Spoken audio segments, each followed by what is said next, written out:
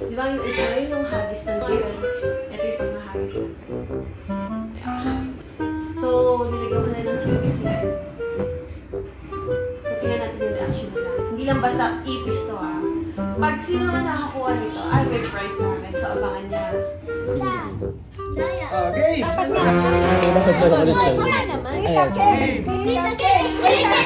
Tita K! Tita K!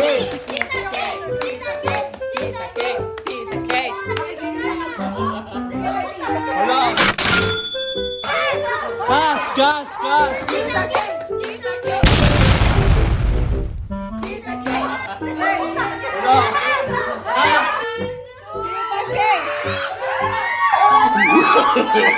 No, no, no, no.